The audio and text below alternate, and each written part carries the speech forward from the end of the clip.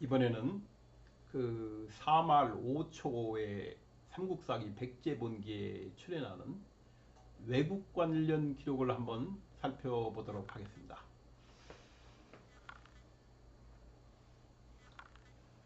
이 한일 고대사의 핵심이 뭡니까? 한일 고대사의 핵심은 고구려, 백제, 신라, 가야 여러 나라 있지만 특히 백제와 외의 관계가 한일 고대사의 핵심입니다. 그래서 한일 고대사를 연구하신다는 분들이 대부분 중점적으로 연구하는 분야가 역시 백제와 외의 관계예요. 그런데 삼국사기 백제본기에는 외 기록이 오로지 광개토왕 전쟁 무렵인 4세기 말과 5세기 초에 한해서 5번 출연해요. 5번. 외국이라는 국가명으로 강력한 국가의 형태로 5번 출연합니다. 그 다음에 이제 백제 말기에 7세기 이후에 나오는 외는 이제 제외합니다.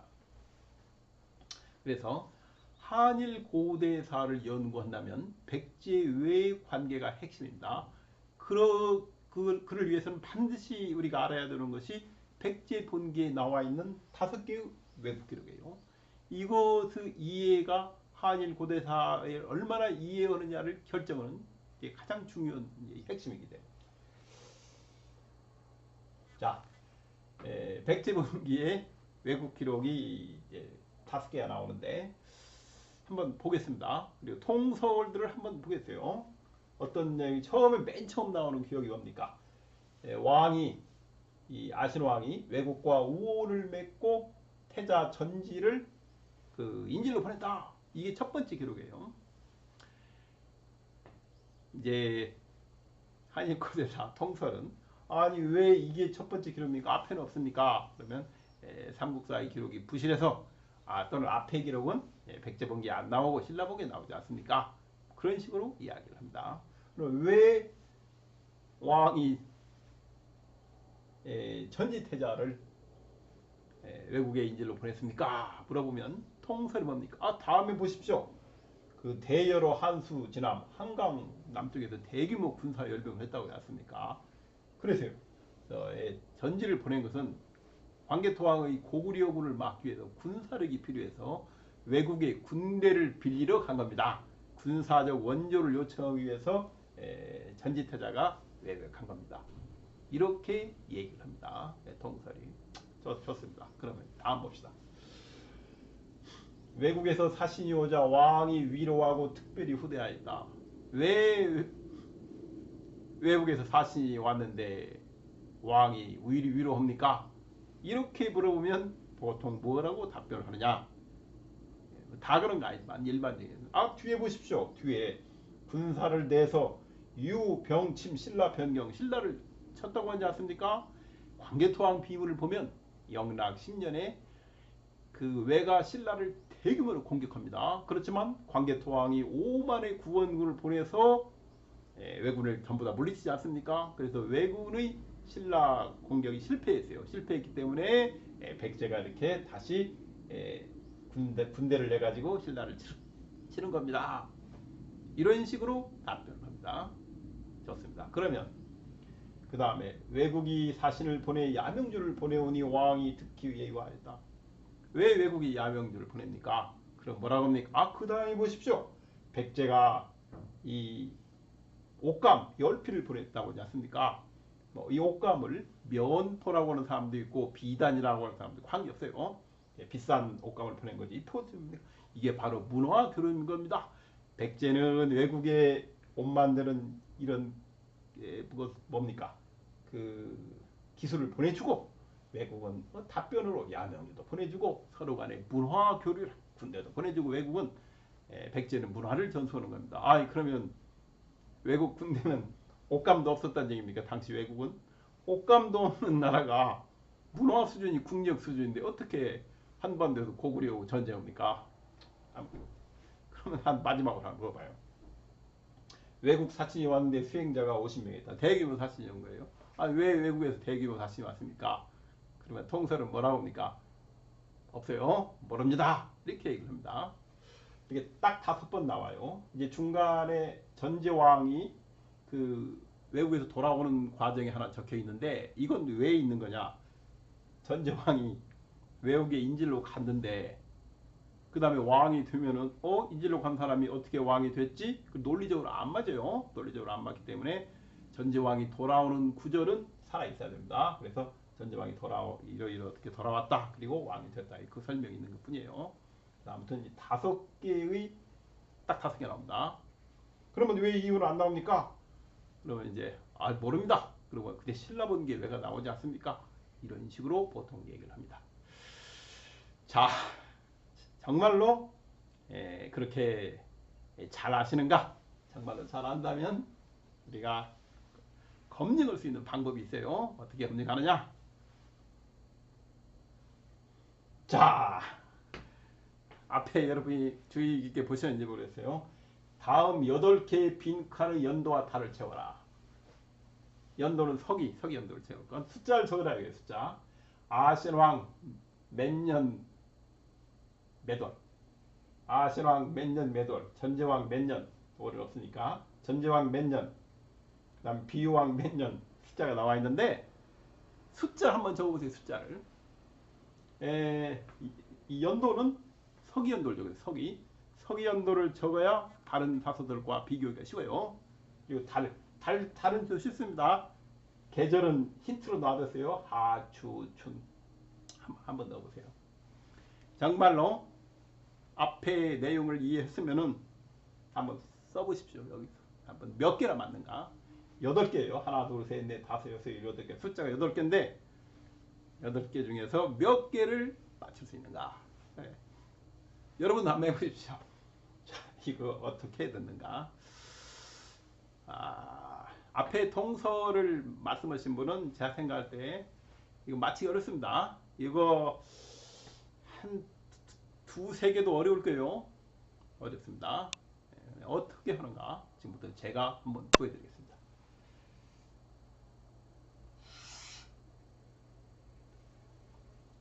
자, 왕이 외국과 우호를 메고 태자 전지를 인질로 보냈다. 이건 어떻게 하냐면 396년에 잔국이 토벌돼요.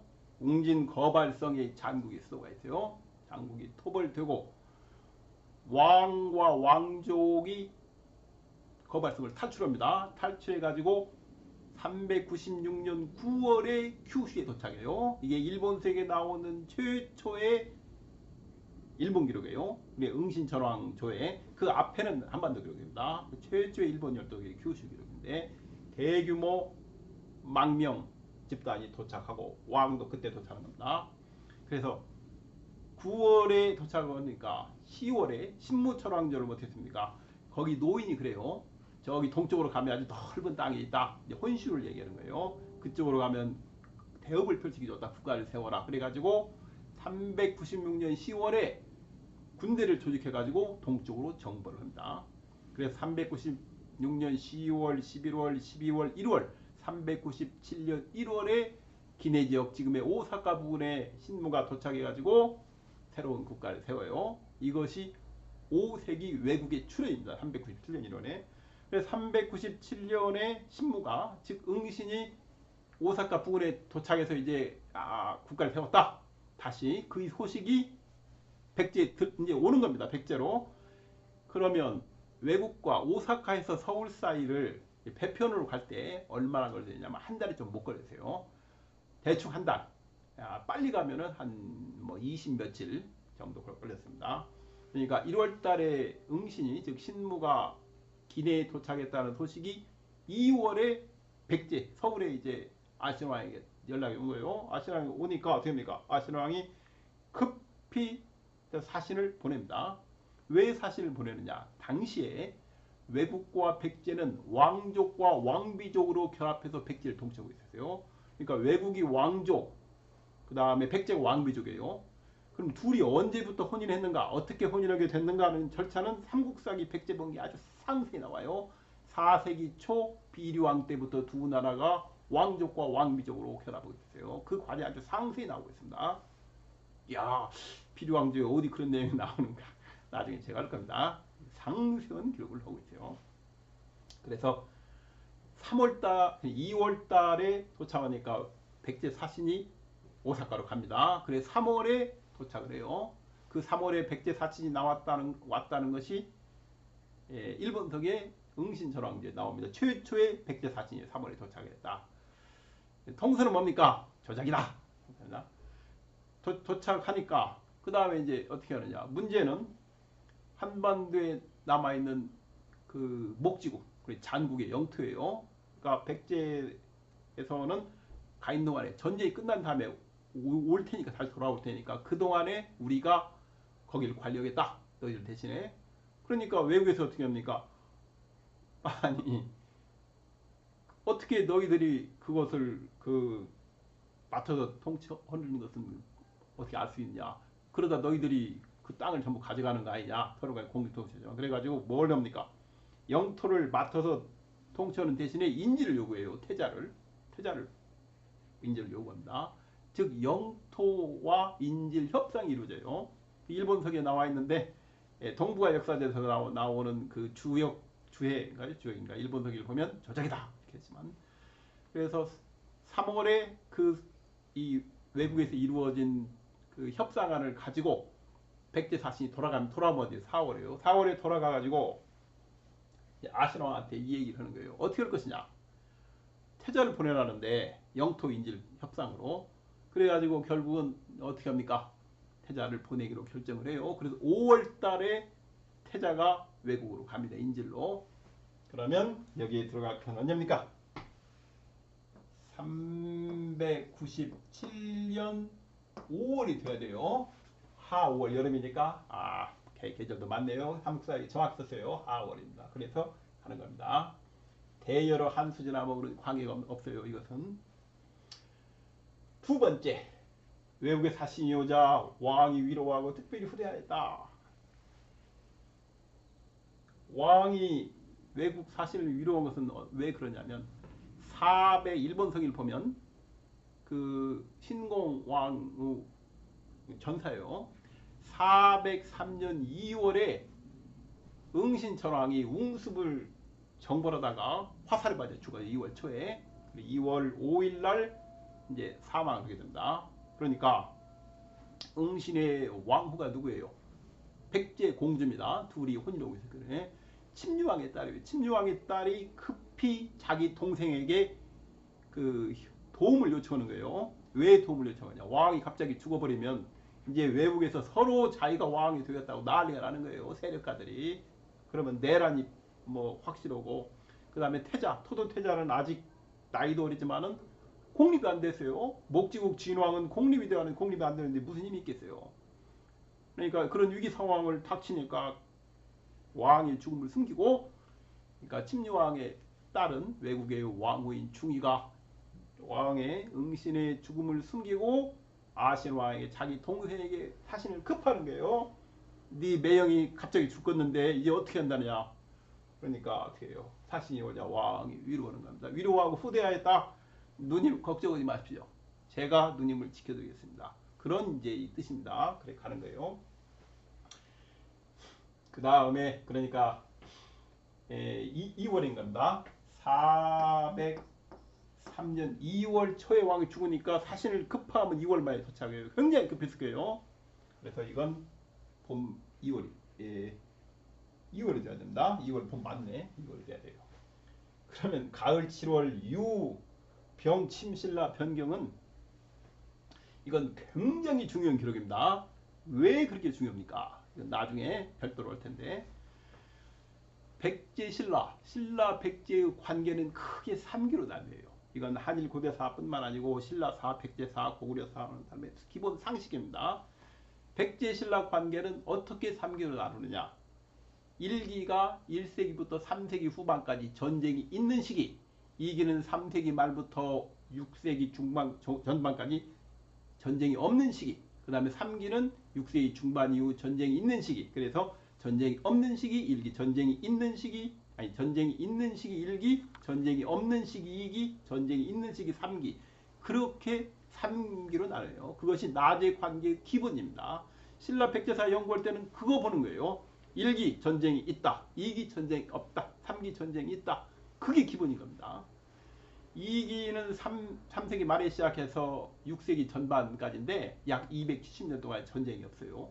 왜 전쟁이 없느냐? 그때는 두 나라의 국력이 너무 차이가 나가지고 백제가 월등히 신라보다 강국이었기 때문에 전쟁이 없는 거예요. 1기와 3기는 국력이 대등했기 때문에 전쟁이 있는 거고, 그 270년 동안 전쟁이 없는 신라 백제 기록 사이에 딱 하나의 전투 기록이 있어요. 바로 이겁니다. 가을 7월. 그렇기 때문에 중요하고 또 중요한 기록이에요. 뭐 제 책 보면 나오긴 나오지만 나중에 다시 올 거예요. 이건 반드시 알아야 됩니다.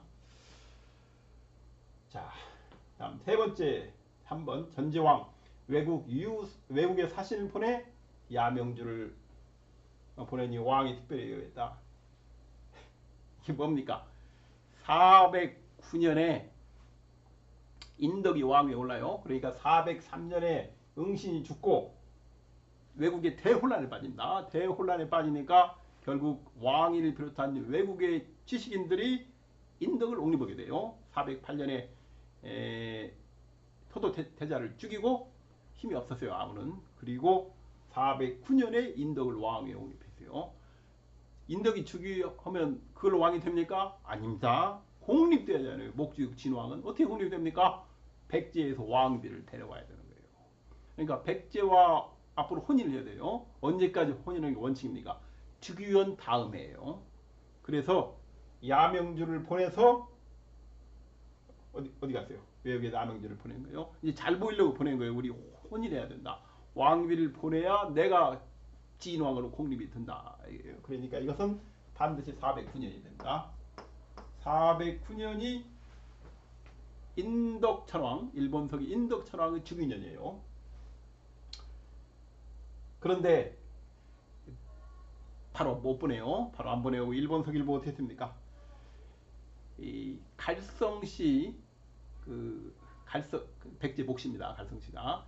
이 백제 몫이라는 것은 목은 왜 몫입니까? 일본성이나 보면 이제 그에 관한 내용이 나오는데, 그 당시 성씨는 중국의 성씨 같은 개념이 아니에요. 여씨는 왜 여씨입니까? 부여씨는 성이 부여씨인 이유는 나중에 목지국 3세기 후반에 목지국 중앙무대에 진출했는데 다른 집단과 구분을 뭔가 성이 필요한 거예요. 그래서 자신들이 부여에서 왔다 해가지고 부여로 성 삼는 거예요. 그럼 목씨는 뭡니까? 나오목자뿐만 아니고 목자의 발음만 같지만 여러 가지 표시가 있어요. 목이라는 건 뭐예요? 목. 이게 뭡니까? 음식이 들어가는 입구입니다. 목은 뭐예요? 강물에서 물류가 들어가는 입구. 우리가 뭐 시장에 가면 목이 좋다, 목이다 그런 얘기죠. 그 입구를 얘기하는 겁니다. 그래서 영산강 하구에서 살던 사람들이 목시했어요. 그래 나중에 이제 이것을 다른 성씨로 바꾸는데 목시가. 목시는 그런 의미입니다. 저기 목에 사는 사람들이라는 뜻이에요. 지금의 목포의 목도 그런 뜻이에요. 옛날부터 영산강 하구에 목이 있다고 해서 목이라 불렸는데 한자로 옮기면서 뜻도 좀 괜찮고 그 다음에 쓰기도 간편한 게 뭐가 있을까? 그래 나무목자를 선택한 것 뿐입니다. 그게 오늘날의 목포가 된 거예요. 한자로. 영산강 목이라는 뜻입니다. 그러니까 목포라든가 이쪽 하구에 살던 사람들, 영산강 하구에 살던 사람들이 목시였던 거예요. 그래서 목시하고 혼인하고 공립이 되긴 됐는데 제대로 됩니까? 계속 시비를 거는 거예요. 인덕에 대해서 정통성 시비를 걸어요. 그래서 결국 어떻게 합니까? 418년에 전제왕의 누인 백제 공주인 팔전황녀를 왕위에 세우게 돼요. 왕위에 세우고 정통성 시비에서 벗어나요. 외국이 전체가 축제 분위기에 들어가고, 그 다음에 또 무슨 일이 있습니까? 보통 그런 좋은 일이 있으면 어떻게 해요? 이 대사면, 이 죄인에 대한 대사면이 이루어집니다. 그때 정치범 석방이 이루어지는데 어떻게 되는 거예요? 그때 인질을 와 있던 신라의 미사은 왕자가 418년에 신라로 돌아가게 돼요. 그래서 여기는 이거 뭡니까? 옥감. 친정에서 혼수가는 거예요. 혼수가 옛날에 지금이랑 똑같아요. 그래서 전제왕의 누이가 팔전 황녀가 인덕의 왕후가 되고 됨으로써 옥감이 가는 겁니다. 그래서 여기는 반드시 418년이 되어야 돼요. 그러면 외국 사신이 왔는데 수행자가 50명이다. 이건 뭡니까? 외국과 백제의 관계는 응신과 인덕 때만 나오는데 왜 응신과 인덕 때만 나오느냐? 그 이유는 그 시기만 두 나라가 왕족과 왕비족으로 혼인하고 있어요. 그때까지. 응신 전에도 혼인하고 있지만 거긴 다 빼버려가지고 안 나와 있는 거예요. 그래서 응신 다 삭제해버린 거죠. 응신과 인덕 시기만 두 나라가 왕족과 왕비족으로 결합했기 때문에 그 시기에만 이렇게 나오는 겁니다. 이건 뭡니까? 외국의 사신이 옷이 이렇게 온 것은 혼인밖에 없어요. 왕족과 왕비족으로. 왜 그러냐면 외왕이 공립이 돼야지. 외국 왕이 목지국 진왕이 공립이 되려면은 백제에서 지배층의 여인을 데려와야 되는 거예요. 언제 인덕이 죽어요? 일본서기를 보면 427년에 인덕이 죽어요. 421년 죽고 나니까 이제 그 다음에 서로 왕이 되려고 내란이 벌어지는데 누가 승리하는 거예요? 백제에서 왕비를 데려온 사람이 승리하는 거예요. 언제 결혼해야 됩니까? 봄에 혼인이에요. 국호는 반드시 봄 중에서도 가장 서러운 게 3월에 와야 되는 거예요. 3월에 외국에서 혼인을 하려면 어떻게 합니까? 1월 달에 사신이 출발하면 2월에 백제에 도착하고 2월에 왕비감을 구해서 돌아가면 3월에요. 3월에 백제 지배층의 여인을 왕으로 세우고 목지국 진왕이 공립이 되는 겁니다. 아무나 데려오면 안 돼요. 아무나 데려오면 어떻게 됩니까? 그게 웅장천왕 나와요. 그 백성들로부터 인정을 받는 혼인 동맹이 이루어질 정도의 백제 지배층의 여인이 아니고 다른 여자를 데려왔다가는 불행한 일이 벌어지면 그 여자가 죽어요. 예, 불태워 죽고 뭐 이런 거 나오는데 그러면 언제 와야 돼요? 427년에 인덕이 죽어 428년이 돼야 됩니다. 반드시 428년이 돼야 되고 언제 도착해야 돼요? 1월 달에 도착하고 2월 달에 구해서 가면 4월 달이니까 반드시 2월 돼야 된다. 봄 2월 맞구나. 예, 이렇게 연도하고 달 8개를 딱 세울 수가 있습니다.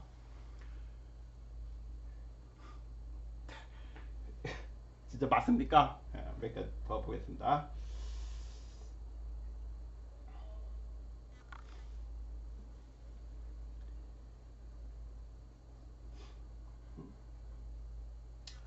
자, 397년 5월 403년 응신 22년입니다. 2월 409년 418년 418년이에요. 왔습니다. 여러분 몇 개 정도 맞췄습니까? 자, 조금 더 제가 자세히 설명을 한번 해보겠습니다. 397년에 최초로 외국이 출현하는 것은 중기 고분 시대가 시작되는 거예요. 일본 열도에 그 중기고분 전기 고분 시대가 끝나고 우리가 4세기를 전기 고분 시대, 5세기를 중기 고분 시대라고 해요. 근데 일본 열도에 외국이 건국된 거예요. 397년에 신무철왕, 즉 응신이 천도한 거예요. 해가지고 오사카 부근에 외국이 건국되었다. 5세기 외 5왕의 외국이 건국되었다는 외국의 건국 기록인 겁니다. 이게 이전에는 외국은 일본 열도에 없었어요. 그럼 어디에 있었습니까? 한반도에서 목지국 또는 백제라는 간판을 걸고 있었어요. 그 외국 왕들이 이름이 나옵니다. 어떤 나옵니까? 외국 왕이 여구왕, 여수왕, 여휘왕이 쭉 나와요. 이 질왕들이. 여휘 다음이 응신이에요. 응신인데 그럼 여휘에서 응신으로 바뀌는 과정은 일본성에는 없어요. 어디 있습니까? 삼국사에 있습니다. 아니, 삼국사에 어디 여휘에서 응신으로 바뀌는 게 나옵니까? 제가 나중에 할 거예요. 그 다음에 403년 응신 22년 이때 이제 2월 초에 죽어요. 응신이 초 죽으니까 이건 춘 2월이면 2월 말에 도착했을 거예요. 아니 당시 응신 22년이 어떻게 합니까? 제 책에 보면 연표가 나와 있습니다. 응신이 20년, 22년, 25년, 28년 쫙 나가는데 20년이 402년이에요.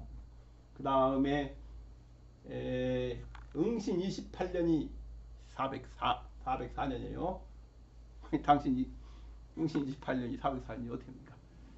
응신 28년도에 보면은 고구려 사신이 막 화가 나가지고 옵니다. 화가 나 최초에 와요. 왕을 따지는데 왕이 고구려 사신을 접대합니까? 왕 없어요. 죽고 태자가 접대요. 왜 404년에 고구려 사신이 와서 따졌어요. 이거 뭐 어디 보면 뭐 조작이다 뭐라 나오는데 조작이 아닙니다. 404년에 무슨 일이 있었어요? 404년에 광개토왕 비문을 보면 외의 대군이 대방계, 지금의 황해도, 고구려 후방이었던 그 당시에 황해도에 상륙작전을 감행해요. 상륙작전이 실패했지만 고구려가 놀래가지고 항의 사신을 보낸 거예요. 그게 최초의 고구려, 외국에 오는 고구려 사신입니다. 이게 응신 25년은 나중에 할 텐데 존재하지 않는 해요. 없어요. 응신 25년은. 그래서 응신 22년이 403년입니다. 응신 이때 죽는 거예요. 다음에 이제 409년에 인덕이 죽여요. 그리고 야명절을 보내는데 4세기 전기 고분 시대와 5세기 중기 고분 시대는 유물이 전혀 달라요. 그러니까 일본 열도에서 고분 시대, 고구려 위 전쟁을 경계로 곧 이제 야유 시대가 끝나고 고분 시대가 생기는 거예요. 고분 시대가 생기면서 그 전에 있던 외국에 있는 수십 개 소국 체제가 다 무너져요. 왜 무너집니까? 나중에 김해 대성동 고분기에 계속을 될 텐데 위나라 광구검 군대가 와가지고 변한 지역을 정복을 하게 돼요. 변한 지역을 정복하니까 가야인들이 대거 탈출해요. 어디로 탈출합니까? 마한 동부 지역인 섬진강유역. 그 다음에 섬진강유역 도망가면 말 타고 쫓아오니까 아예 배 타고 일본 열도 도망갑니다. 아니 진짜로 3세기 중후반에 가야인들이 섬진강 유역으로 대거 이주합니까? 이주합니다. 제가 나중에 그 고고학 관련도 설명할 거예요. 그리고 많은 사람이 아마 수십만 명이 큐슈로 이주를 했을 거예요. 가면서 일본 열도에 대혼란이 발생합니다. 기존의 체제가 다 무너져요. 비록 그 가야인들이 위나라 관구검 군대에게 정복이 되지만은 그들은 일본 열도보다 한 세대가 앞섰어요. 한 세대가 약 30년 앞섰기 때문에 대혼동이 나가지고 큐슈 지역에 수십만 가야인이 오면서 소국 체제가 다 무너지고 큐슈 사람들이 대거 혼슈로 이주를 하게 돼요. 그러면서 야유 시대까지는 큐슈가 일본사의 중심인데 고분 시대로 가면서는 혼슈가 일본사의 중심이 돼요. 이걸 바뀌어요. 그리고 전방후원부에 출연합니다. 그러나 그 당시 전방후원부는 유물은 별거 없어요. 국가적인 흔적이 아무것도 없어. 중기 고분 시대가 돼야 전방후원부에서 강력한 국가의 흔적이 나타납니다. 그래서 4세기 전기 고분 시대는 한반도에 30년 뒤졌는데 5세기 중기 고분 시대에 가면 한반도와 동등은 공동할 수밖에 없어요. 목지국이 천도한 건데 그 왕실하고 백성들이 그럼 한반도가 같겠죠. 뭐가 차이가 나겠습니까? 실제로 몰아주고 같아요. 응신능, 인덕능에서 뭐가 나옵니까? 백제 유물, 백유물이 나와요. 실제로. 그럴 수밖에 없는 겁니다. 그 다음에 마지막에 비유왕 2년 이때 이제 외국을 종적하는 50명이 왔다 하는데 못 데려가요. 왕비가 못 데려가니까 이게 실력으로 겨루는데 서치별 황자가 승리해요. 서치별 황자가 누굽니까?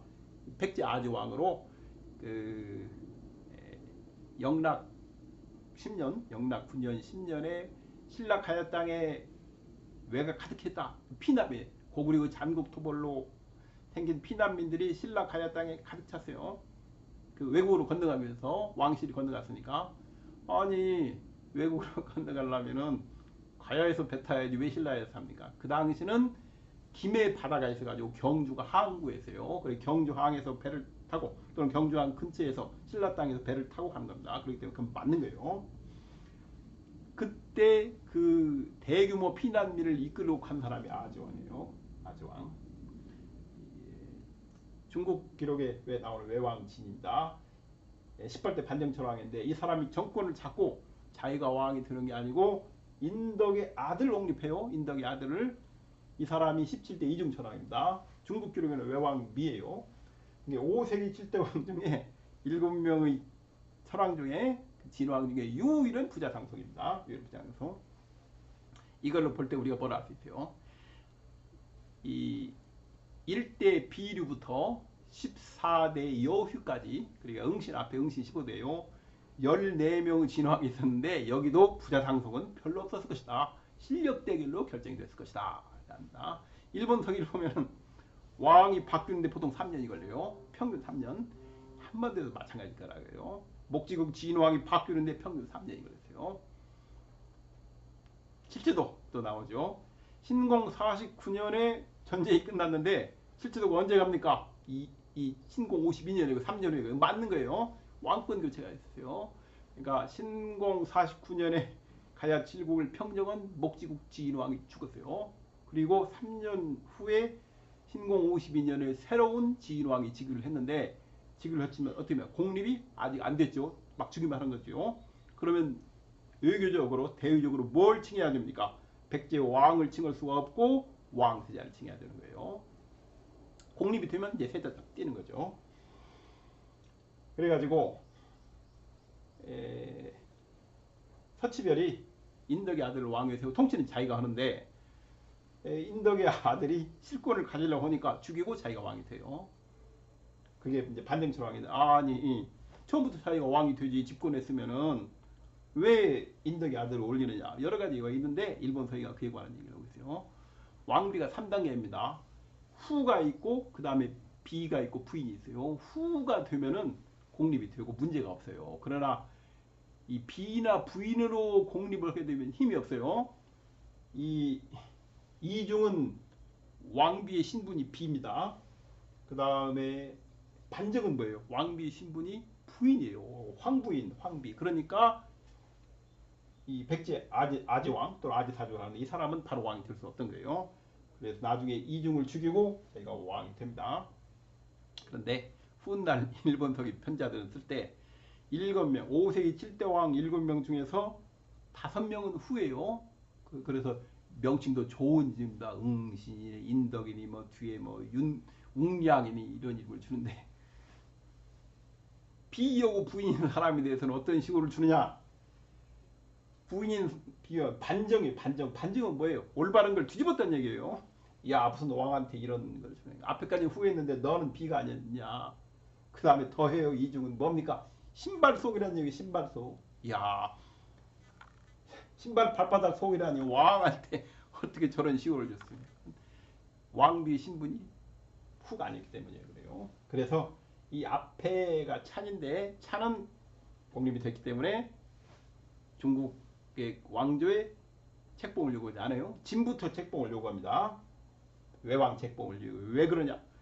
자기 왕비의 신분이 후가 아니었기 때문에 그런 거예요. 결국 왜 오왕이 책봉을 요구하고 뭐 중국에 사신을 보내는 건 결국은 왕권 문제였어요. 외국 내부의 집권자들 사이에 세력 다툼이 있어요. 이때 뭐 때문에 그 나중에 461년에 외국에서 사신이 또 옵니다. 이건 한국사에 없는데 461년 누가 옵니까? 외국의 이 대방류 황자가 와요. 그 계로왕한테 와가지고 뭐라고 합니까? 아 형수님 달라야 해요. 형수님 안 주면은 자기 죽는다는 거예요. 그 시변합반 황자가 저기 송해에 사신을 보내가지고 왕 되려고 책봉하려고 하는데 만약에 시변합반이 요양 책봉을 받으면 자기 죽는다는 거죠. 누구부터 죽이겠냐. 그래서 방법은 없다. 부인을 주십시오. 그래서 대방류 황자가 임실원 계로왕의 왕들을 데리고 가다가 강라도라는 섬에서 아들을 낳아요. 그게 바로 무리왕입니다. 대방류 황자가 여군이요. 좌현왕 여군이고 시변합반 황자가 우현왕 여군인데 그래서 어떻게 합니까? 무령왕 낳고 어머니를 데리고 가가지고 백성들에게 인정을 받는 거예요. 공립이 되니까 458년에 그 전에 그 계로왕을 통해서 성나라의 11명의 외국 지배층이 책봉을 받아요. 맨 위에가 우현왕 여기 시변합반 황자, 2위가 좌현왕 여군 대방 황자하고 오황자 그 5명 쫙 있고 그 다음에 이 목금이 나와요. 6번째 이게 일본성에 나오는 원대신 순서가 그래가지고 좌현왕 여군이 우현왕 여기를 비롯해서 7명을 죽입니다. 11명 책봉 중에서 자기 빼고 10명인데 그 중에서 7명을 죽여요. 7명을 죽이고 맨 뒤에 남은 3명은 자기 강료가 됩니다. 그게 461년에 벌어진 일이에요. 그리고 그 다음에 462년에 무령왕 어머니를 왕후로 세우고 공립이 되는 거죠. 되죠. 이제 진왕으로 공립이 되고 송에 보내가지고 내가 왕이다 이걸 알립니다. 앞에 보낸 그 여기가 우현왕 여기가 그 왕세자 외왕흥으로 이 보냈는데 거기 이제 죽었다. 거긴 책봉하면 안 된다. 내가 왕이다는 걸 알려요. 그 다음에 어떻습니까? 그러면 우현왕 여기가 통치하는 457년부터 461년까지 몇 년입니까? 5년이죠. 5년의 통치기간은 좌현왕 여군의 통치기간이 되는 거예요. 그래서 웅략천왕의 제위가 461년이 457년 올라가고 공립되는 거, 무령왕의 어머니를 왕후로 세우고 공립되는 462년은 458년 기록으로 올라가는 거예요. 그래서 우현왕 여기의 5년 통치기관이 좌현왕 여곤의 통치기간에 흡수되는 겁니다. 그게 웅략천왕제예요. 그게. 그래서 그리고 어떻습니까? 그 좌현왕 여곤은 이전 왕 중에 한 명의 이제 왕력이 들어가는 거예요. 그래서 외왕제가 윤공천왕의 아들로 들어가고 왕력이 들어가는 거예요. 그 왕력이 들어간 순서가 왕자 순서입니다. 그래서 인덕은 전지왕의 누이를 왕으로 세웠고 앞에 응신은 전지왕의 어머니인 아신왕의 누이를 왕으로 세우고 공립됐어요. 그래서 인덕이 응신의 아들로 들어간 겁니다. 네 번째 아들로 들어가요. 실제로는 인덕이 응신보다 많아요. 나이가 많지만 이제 왕력에 들어간 순서가 아들 순서이기 때문에 그렇게 되는 겁니다. 그래서 천왕은 목지국 진왕은 두 명 아버지가 있어요. 왕력상 아버지와 친아버지. 그리고 웅략천왕 같은 왕력상 아버지는 윤공천왕이지만 친아버지는 백제 비유왕이 되는 겁니다. 네, 그런 얘기가 있습니다. 그러면 이제 물어봐요. 아니 신라번기에도 나오지 않느냐. 신라번기 왜국은 어떻게 다른가 한번 보겠습니다. 혼인 쪽으로 한번 보겠어요. 흐레이상금 3년 봄 3월입니다. 3월이에요. 잘 봐야 돼요. 외국 왕이 사신을 보내 자기 아들의 혼처를 요청하자 아찬 금리의 딸을 보냈다. 당시에 사만사위는 공립이 돼야 돼요. 이게 외왕이 변원왕인데 어떻게 변원하지 압니까? 3월까지 혼인을 해야 돼요. 3월 달에 외국 사신이 외국을 출발해요. 그래 3월에 신라에 도착합니다. 그래 3월에 왕비감을 구해요. 그래 3월에 외국으로 돌아가서 3월에 성대한 혼인식을 하고 외왕이 공립이 되는 거예요. 변원왕으로. 그게 가능합니까? 가능합니다. 그 이유가 뭐예요? 신라와 신라봉 외국은 남북으로 국경이 붙어 있어요. 국경이. 그래서 외국에서 신라를 가는 방법이 두 가지예요. 하나는 울산으로 해서 육로로 산악으로 가는 방법이 있고 하나는 부산 김해에서 배 타고 김해 바다를 북상해서 경주 항에 도착하는 방법이 두 가지가 있어요. 이 신라번 외국은 국경을 맞부딪히고 있는 서로 남북으로 있던 나라이기 때문에 이게 3월이 맞는 겁니다. 3월이 정확히 맞는 거예요. 또 있어요. 첨예이사금 7년 293년 여름 4월에 서고로가 죽어요. 서고로가 죽는데 그 앞에 제가 설명했는데 이 위나라 광구검 군대가 병원한 지역을 정복했어요. 지금의 부산 김해 가야 지역을 딱 정복하고 외왕이 그 이름이 나옵니다. 광구검 기공비의 첫 번째가 구르돈이고 두 번째 사람이 나와요. 딱 왕이 됐는데 왕이 된 게 아니라 이거예요. 어떻게 되냐? 삼한 지역은 그렇게 왕이 되는 게 아니고 부득 자립이 왕, 큰 왕이 되려면 공립이 돼야 된다. 어떻게 공립이 돼? 우리가 과거에 두 번이나 신라하고 혼인했다. 신라 누굽니까? 지마이 사금, 아달라이 사금이에요. 혼인해야 된다. 그러면 신라의 누구하고 혼인해야 되냐? 첨예이 사금 아니고 서구로라. 그리고 일본 서기는 서구로를 신라 왕이라고 써놨는데 동부화 역사전에 나오거나 다른 데 보면 일본 서기가 틀렸다. 무슨 서구로가 왕이냐? 첨예이 사금이 왕이지. 가야인의 입장에서는 첨예이 사금이 아니고 당시 첨예이 사금은 허수아비 왕이 돼요. 위나라 광구검 군대가 일부가 신라에 들어와요. 신라에 들어가지고 쿠데타를 해서 조분을 쓰러뜨리고 그 동생인 첨예를 왕에 옹립하는 거예요. 그러니까 가야인들의 입장에서는 첨예가 왕이 아니고 자기들한테는 서구로가 왕이에요. 그래서 서구로가 혼인해야 된다. 그러니까 외국의 제2인자인 갈라고도 역시 광구검 기공규 조각의 이름이 나옵니다. 갈라고가 사신단을 이끌고 서구를 찾아가요. 서구를 찾아가지고 3월달에 찾아가는 겁니다. 혼인하자예요. 혼인하자. 그러니까 서구로가 거절합니다. 왜 서구로가 거절합니까? 서구로가 그걸 받아들이면은 서구로 딸이 외국의 왕비가 되면 어떤 일이 벌어졌냐? 위에처럼 되는 거예요. 첨예의 사금은 허수아비고 서구로가 신라를 통치하는 거예요. 그것이 뭐가 문제냐? 문제가 되는 겁니다. 앞에 지마의 사금과 아달라의 사금이 외국과 혼인했을 때는 두 나라가 동등한 관계예요. 그러나 이 금리 또 그 앞에서 나오는데 기림이 사금과 흐레이 사금 때는 왕은 허수아비고 실권자가 통치할 때는 상왕합니다. 상왕. 외국이 위, 신라가 아래 하는 거예요. 그러니까 서구로는 나는 그거 받을 수 없다. 혼인을 하면 우리 왕하고 혼인해라. 그래야 두 나라가 동등한 관계를 한대. 나보고 신라를 통치하라 이런 받을 수 없다.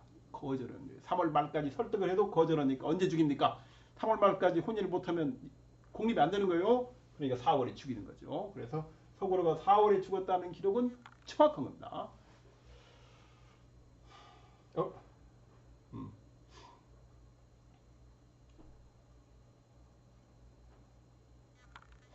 당시 사만사회는 진왕을 비롯한 만왕, 진왕, 변환왕 아무튼 크게 되려면은 어떻게 돼요? 강력한 소국과 봄에 혼인해야 돼요. 그래야 백성들에게 왕권을 인정받는데 혼인 동맹을 하는 것이 특히 기후가 좋은 봄 3월에 했습니다. 봄 4월이면 양력으로 뭐 대개 한 4월에서 5월 정도니까 아마 요즘에 해당되지 않을까. 기후가 좋고 그렇습니다. 자, 이 삼국사기 백제 번개에 있는 외국 기록 5개는 한일 고대사 이해의 핵심이 되는 겁니다. 한일 고대사 핵심이 백제와 외국 관계예요. 그러면 백제 번개에 나와 있는 외국 기록 5개는 반드시 이해해야 되는 거예요. 그 5개를 이해함으로써 한일 고대사의 기반이 이루어지는 겁니다. 이걸 한 이유는 뭐냐? 자, 일본서기 해석 원칙에 관해서 이 얘기를 하고 싶어요. 그 동북아 역사에서 나온 일본서기 해석이나 또는 우리 여러 가지 통설이나 보면 그냥 전라도 천년사나 보면 답답한 게 많습니다. 그래서 제가 이 얘기를 하고 있어요. 일본서기를 어떻게 해석을 해야 되느냐? 첫 번째 자체 모순이 없어야 돼요. 자체 모순이 해석하는데 일관된 원칙을 가지고 해석해가지고 뭐 죽은 사람이 또 나온다든가 뭐 사람이 100년 이상 활동한다든가 이런 일이 생기면 안 되는 겁니다. 자체적으로 논리적이어야 돼요.